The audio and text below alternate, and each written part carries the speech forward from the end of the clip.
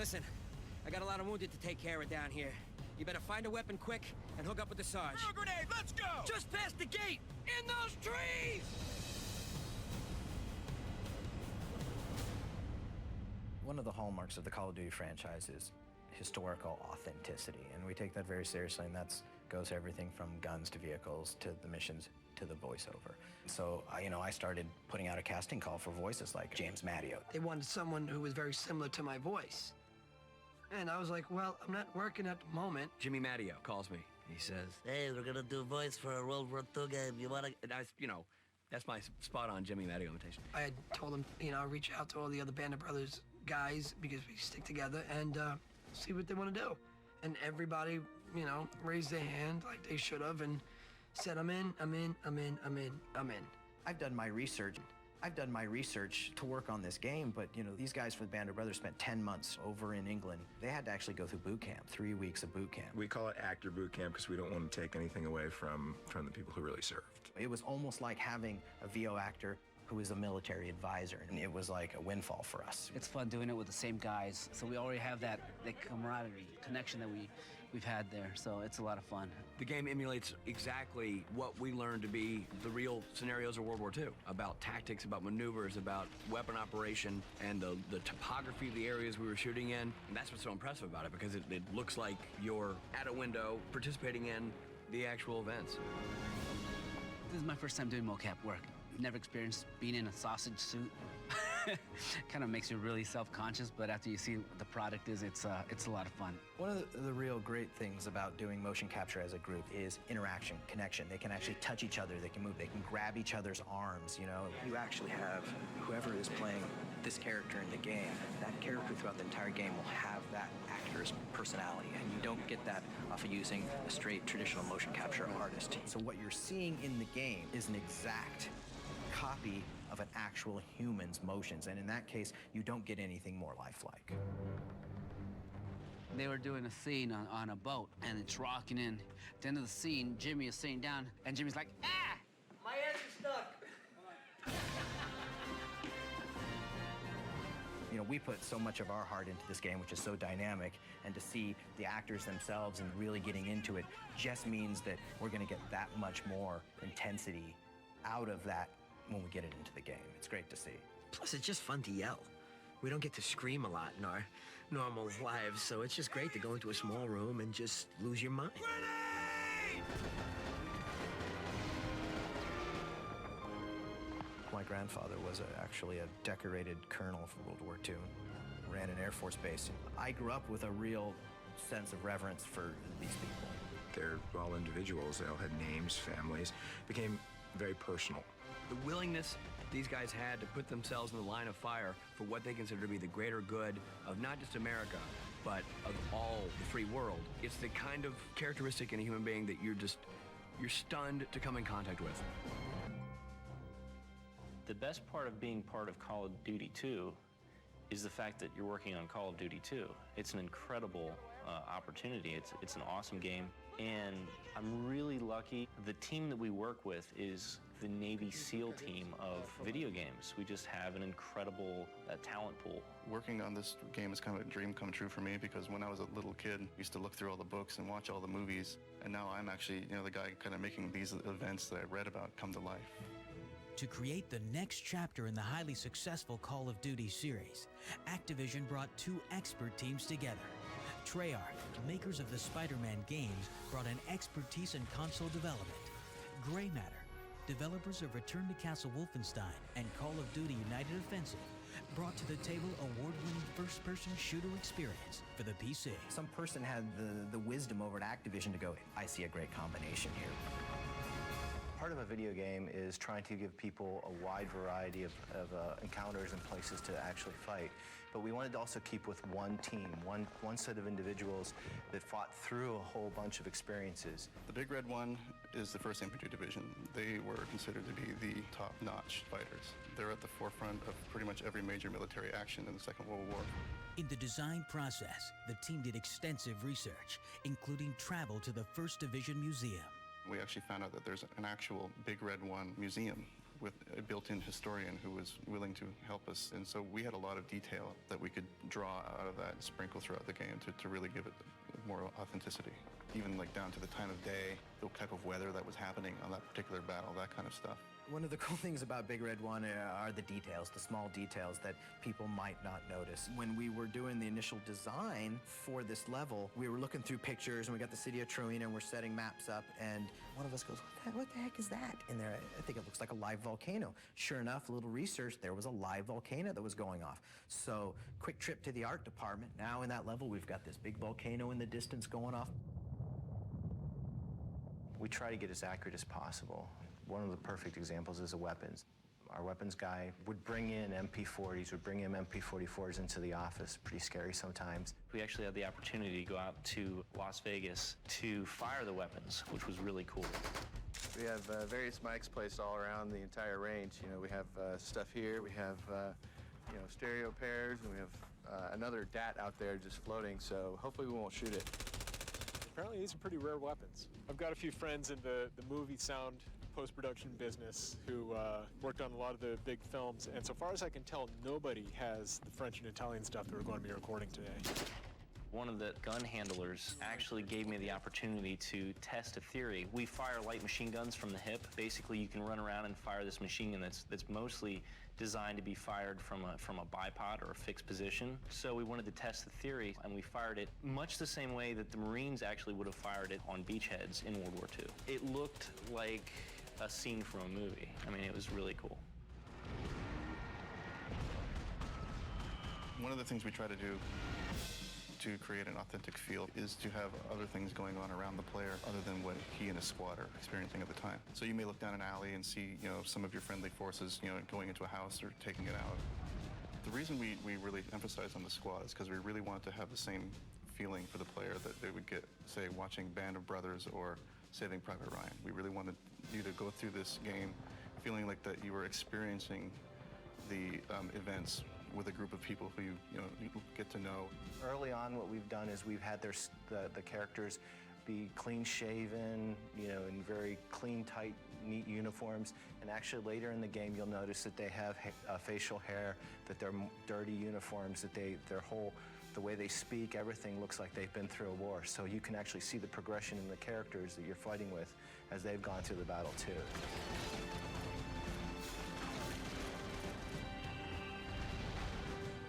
From characters to animation, audio to game design, over 250,000 man-hours went into creating the immersive experience that is Call of Duty 2: Big Red 1.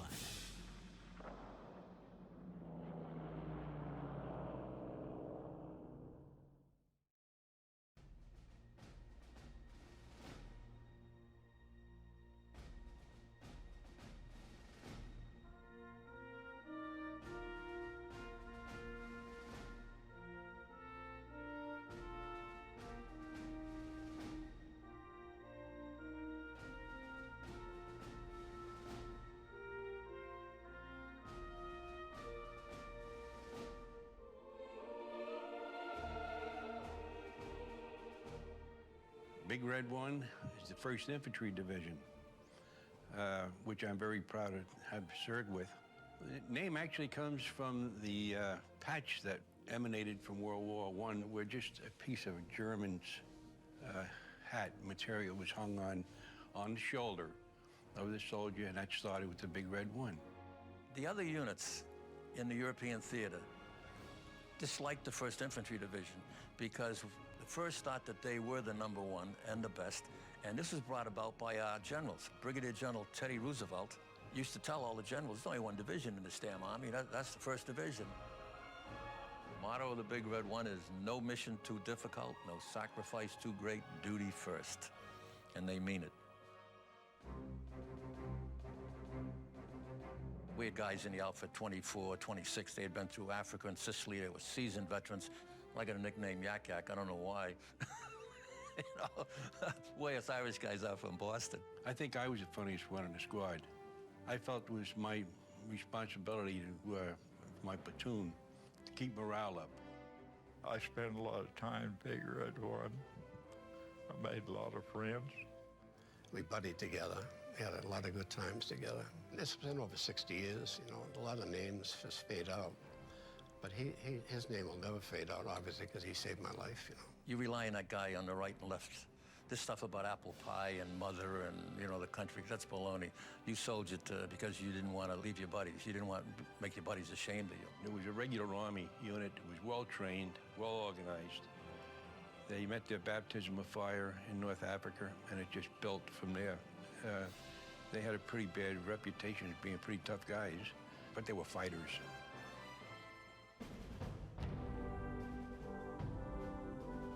I had been in the Army a year. I went in 43, and when I joined the 1st Division, I already been in a year, private first class. And the guys from Sicily and Africa were very standoffish.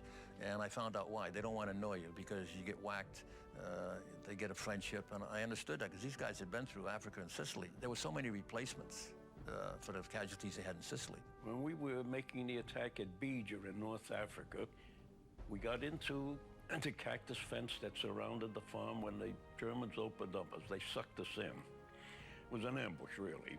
When I got back to the company area, I found that I had taken a number of bullets through the back of my back and had never even known it.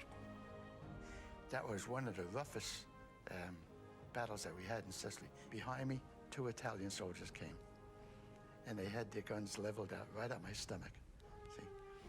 But I didn't panic. I said, Al, come here and talk to these guys. What the hell do you want me to say? I said, well, tell them that they got no place, no future here, and so forth. So finally, the Italian soldiers said, all right, we'll surrender. I joined the 2nd Platoon. I was a rifleman. And there was relatively few people in the platoon. And I asked one of the combat veterans, I said, where is everybody? He said, oh, they're all dead or they're in a hospital someplace. He said, you got yourself in a wrong outfit. On D-Day, I was the last-minute replacement, so I never trained like God bless these fellas did. Thank God I was with some seasoned men as the first had from North Africa and Sicily because they actually gave me the courage to be with them. In a way, too, it was a proud moment when the coxswain dropped the ramp and the first fellas off got killed instantly. And somebody yelled over the side, and I went over the side, and I lost everything I had. So I was over my head, and I started to swim in. I think if you ever saw the movie Private Ryan, it depicts it exactly what it was with the bullets hitting, the sound of those bullets hitting the water all around you. I found to get out of the water. I made it up almost to the shale wall, and I got hit with some shrapnel.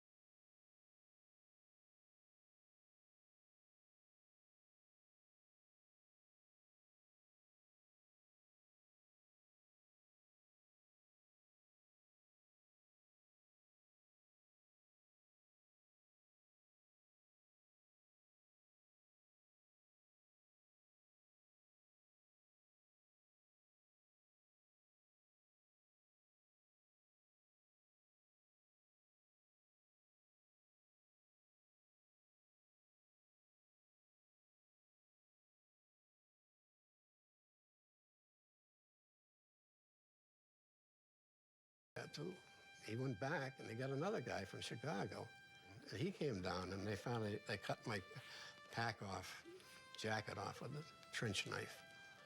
I survived because of him when a lot of my good friends were killed. The only thing that saved me was we had galoshes on, and the combat boots had a leather strap down here. It was a mine went off and blew sideways, and the leather was what stopped it. And I didn't even know I was wounded because it was so damn cold. The blood froze, and after we got off the hill, I said, what the hell's this liquid? And I looked down at my ankle, and my ankle was all cut up with shell fragments. Out of nowhere comes these Germans. I used my M1 rifle. I had the bayonet on it because I was digging, trying to chop a hole. And I went off with 8 rounds, and I got some of them, and next thing, this one was up, this fellow was almost on top of me. And I guess it was instinct. He swung his rifle at me, and I got him with my bayonet. And to this day, that haunts me. it's an awful way to die. And that's something I always have to live with. I got called back in that afternoon, and they sent word that he wanted to see me, and I thought, well, what am I going to get this time? And he told me to pack my barracks bag. I was going home. And I had a 45-day furlough. And I hit Kansas City on the VE day, and it wasn't safe on the streets in Kansas City on VE day because everybody wanted to buy you a drink.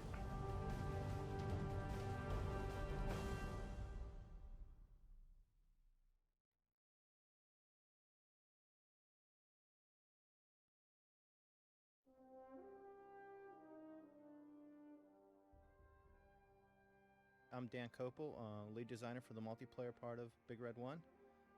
This map is Casserine. It represents a small village outside the Casserine Pass where the U.S. was trying to pinch the Germans, the axis between the British and the Americans, and they were moving east.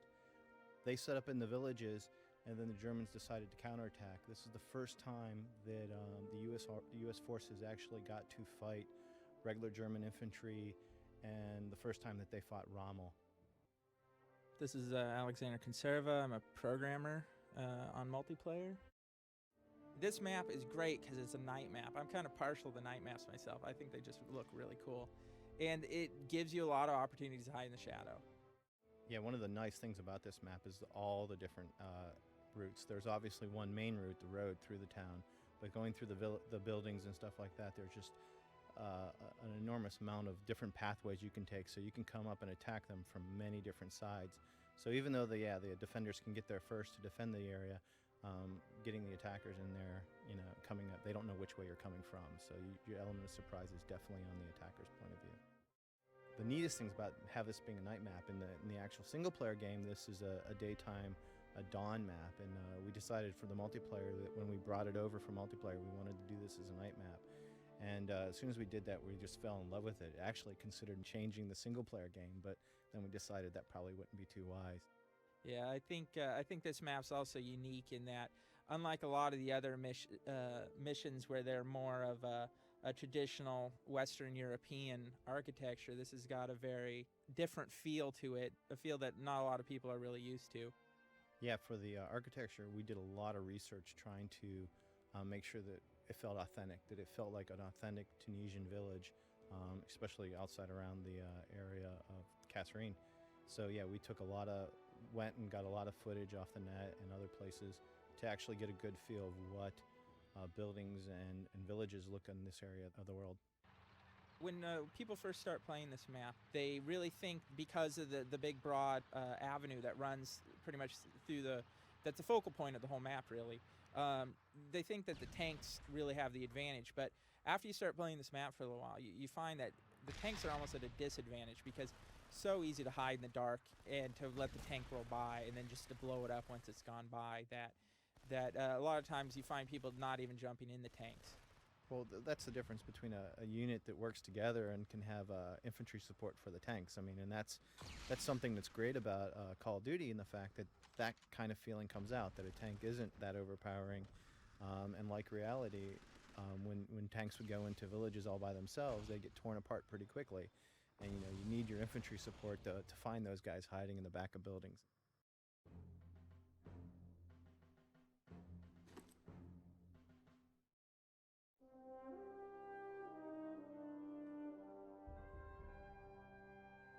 Dan Kopel, lead designer for the multiplayer. This map is Maubage.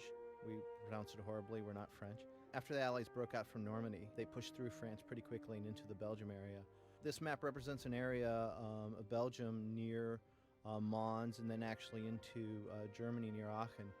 And this is where the United States started running into much more stiffened German defenses as the Germans started feeling the threat of the United States coming into, or the Allies coming into Germany.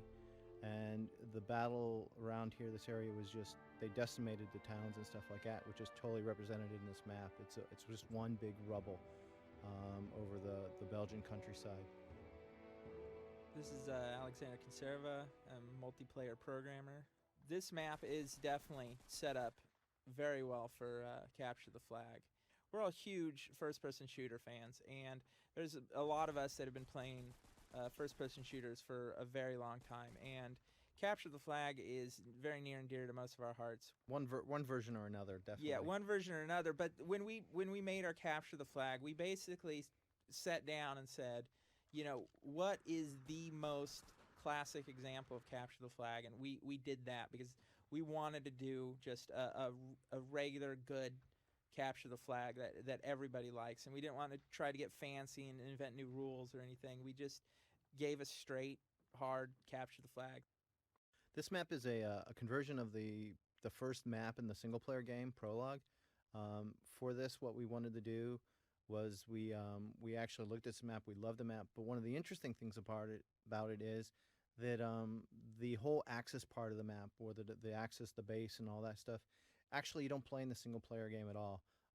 So it really gave us a kind of a what's behind the curtain kind of a feeling, that during the single-player game, you look at this and you see the front walls of all these buildings, and looking into the site, you see that stuff.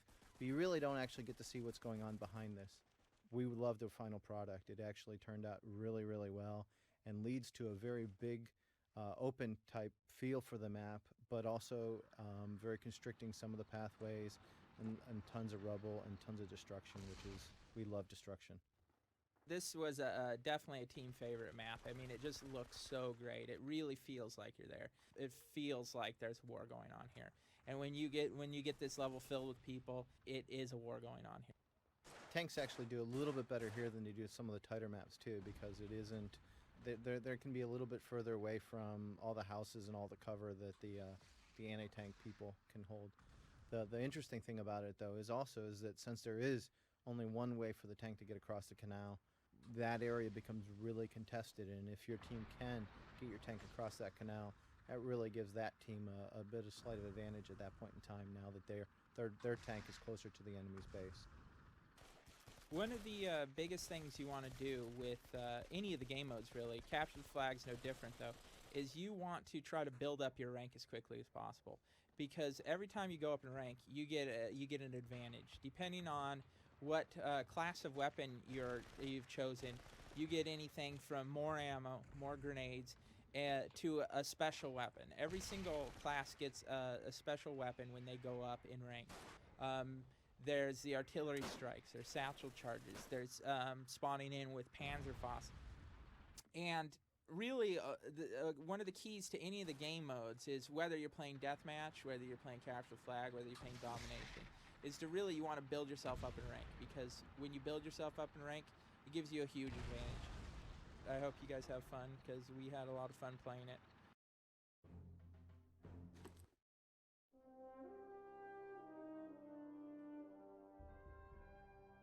Dan Kopel, lead designer for the multiplayer project.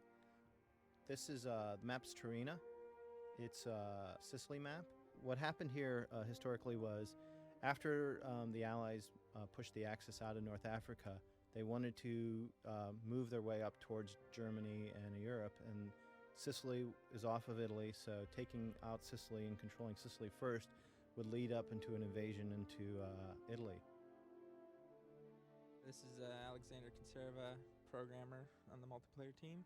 Domination is a mode that we brought over from Call of Duty United Offensive. It's a very popular mode, one of the team's favorites to play, because it offers the opportunity for a huge amount of action, and that's what everybody really wants now. This map is particularly well suited to Domination. I mean, basically the premise of Domination is that there are 5 different flags in the map. You've got to go capture the flag and then hold the flag for as long as you can. If you capture all 5 flags, your team wins the map. Or if you gather enough points to trip the score limit, you'll also win the map. I mean, that was actually one of the big changes that we made from United Offensive, is we didn't feel that that the Domination had enough of a incentive to be defensive, to really hold on to the flags, and that there was too much offense, that people continuously be running around capturing flags. This map is really exceptional for this game mode. I mean, with its tight, narrow streets, with all the places to hide, with the different levels where you could be in the top of a third-story building or coming up out of an underground passageway. It's really epic. I'd like to say this is probably was my favorite map when we were playing during development, because this is, just the look of this map is really awesome. I mean, the map designer, Paul Sandler, went to great extents to make this map as realistic and accurate as possible. One of the interesting things in our research, Paul did tons of research on this map to get it to look like, for both the single player and the multiplayer map that we have as Trowina. The interesting thing is, you'll notice in the skybox is the volcano. And that actually was a real volcano going on during the battle. I mean, off in the distance. It'd just be amazing being part of the 1st Infantry and fighting in a city, and all of a sudden looking up and seeing this active volcano. This is definitely a map for that kind of feel too, because as Alex mentioned, it's so narrow, so tight, lots of little cubby holes to hide in. I mean, sniper heaven here like crazy. And that so well leads to the opens itself for domination, is that you come, you hold a flag, you go find a couple spots, and you wait for the other side to come. You know they're coming, because when you start that flag off, they know that you're there, they know you took it, they know somebody's around, so they're looking for you, and then you're just sort of waiting for them to come around the corner. The center section of the map, I think, is really key to the entire gameplay. I mean, that's where the most dramatic fighting goes on, because it's where all the roads lead. There's the 3 roads coming to the one spot. And then, so people end up there fairly often, and also there's that center flag that everybody wants to grab. It's a really, really cool place to fight. There's all sorts of niches and cubby holes. There's a really great spot down one of the streets up in the 2nd floor balcony where you can set up an LMG that's perfect for just holding down that flag, or maybe taking some defenders off the flag. This section right here is just where your fiercest firefights are going to go on. So I'd almost recommend saving this flag till last. One definite ability plus about that is the fact that, the middle flag is going to be it's equal distance from both of the spawn points. But then one of the negative parts about that is, while you're trying to fight this, it leaves you you have to control to actually win the match by taking all 5 flags. You have to keep control of the 2 flags closest to their base while you're trying to assault a flag in the middle of the map. And that actually, I think, would be a pretty hard thing to do. I mean, but then again, controlling all 5 flags at the same time is difficult to do anyway. So. Yeah. I mean, one of the things is that a lot of times in domination, what people will tend to do is they'll get caught in a little trap. What happens is they'll focus on one flag, like they'll go and try to grab it, and they'll die, and then they'll really make it a point in their head that they got to get that one flag. The other thing about all that is that's why it's so good in this map, is that there are so many small extra passageways to get through. It's like they don't know how you're going to get to that next flag. You got definitely a lot of different ways to do that, and if there's defenders taking one of the routes away from you, you can always try a different route to get to where you're trying to go to.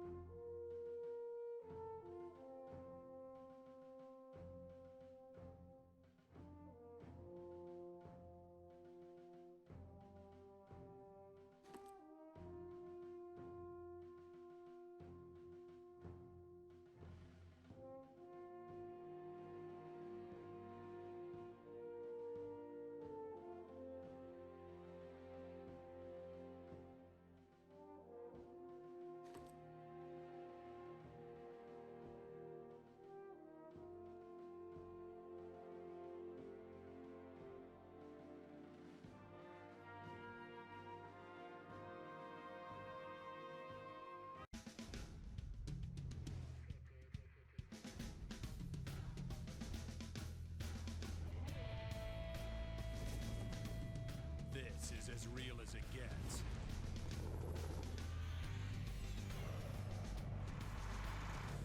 From the people who bring you Discovery Channel, the Military Channel. Go behind the lines. To get the Military Channel, call your local digital cable or satellite company today.